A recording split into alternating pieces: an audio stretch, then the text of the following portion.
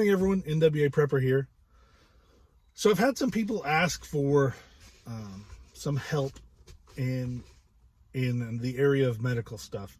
And as a general rule, I don't like to not provide exactly what someone asks for, because I want to help people. I want them to succeed. And so when people say, hey, can you, first of all, I had someone say, can you give me a list of everything that you have so I know what to build on? Or can you give me a shopping list? And those are different for each person. And along those lines, I'm certainly not going to do more than I already do at here's all my medical stuff. I don't mind sharing what's in my mobile clinic or my mobile first aid station that I do, because of what it is. If there's somebody in my area of operations, I want them to know they can call, and if they have an event or an emergency or a disaster or a construction build or whatever they think they need a first aid station at, I kind of want them to see what's going on with that. And that's changing all the time. So I'm getting ready to do a new video on that. Stand by. Sorry about that. So I'm not big on lists, is what I'm saying. Now, a good place to start is to go get you a general first aid kit. You can get those at any of the box stores. They come in boxes, they're about $20, $25. And they have bandages, Band-Aids. They have some gauze pads. They have some tape. They have a little pair of scissors. They have some ointments. They have some painkiller, ibuprofen, little packages, some burn cream. It's just a general, most of them even say general purpose first aid kit. And those are exactly what I would start with. And then in those kits, there are some things that I get rid of to make room. But there's plenty of room in those kits for you to repackage or add more gauze pads in, or another cling roll, or to put your tourniquet in, which this isn't the best kind of first aid kit for a tourniquet, but your other items, your eye wash solutions, a bigger tube of triple antibiotic ointment, more Band-Aids. I've said that twice. Must be important. And fill that box to capacity. Fill it as much as it can with extra gloves. I'm a nitrile glove guy. There's lots of them out there, latex and vinyl.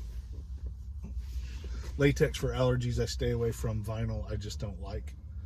And so I do nitrile gloves. I get them most of the time I get them at the auto parts store, because I like the thicker millage or the thicker glove. And so I get them there. But I'm also blessed. I almost every day I put a pair in my pocket from work, and if I forget they're there and use them out of the box, then when I get home I put them in a Ziploc bag. So start there. Start with a general purpose first aid kit, and then look in there and see the things that you normally use, the things you use every time you have a boo-boo or an owie. Triple antibiotic ointment, gauze pads, non-stick dressings. You use those a lot. And start getting the things that you already use, and get those in an abundance. That word changes for everyone. So I like, if they come in packages of 100, I want to have 4 packages of 100 just to start with. That gives me extra at the house. That gives me extra at both of my getaway locations, and that gives me one for restock or supply, my replenishment supplies. And then I move over to the next thing. If you only have your supplies in 2 places, just start with 2 things. Get one for right now to bolster what you already have, one to put in storage, or one to take to your secondary location or wherever. I like to focus on one thing at a time. So if I'm doing Coban or non-adhering dressing, then I'm going to get I'm either going to save up and order a case of it, like 12 or 24 rolls for $32, I think, $33. And I could be wrong. I'm not looking at it. So, but that's what I'm going to do. I'm going to start with that, and then I'm going to focus on that until I get that where I need it. And then move on to the next thing. Okay, I need eye wash, or, you know, eye irrigation, and I need 3 of those. Now, that's all subject to change if I find something on sale at a really good price, and it's something that I need. If it's something that I never ever use, or I don't know how to use, I'm not going to buy 10 of them just because they're on sale for $2. I'm not going to do that. If I have a use for it, if I already use it, I have a use for it, or I know the use for it, or can think of how I could use this, then I might do that. But if it's just something in a medical package and it's a 3-sided widget, and I don't know what it is or how to use it and can't imagine how to use it, it's not a deal to me. So start simple. Start with the stuff that you already use. Think of the first aid supplies and medications that you've used over the last week, over the last month, over the last 3 months, over the last year, and jot those down and how many of those it took. And then that's what you want to build on from there.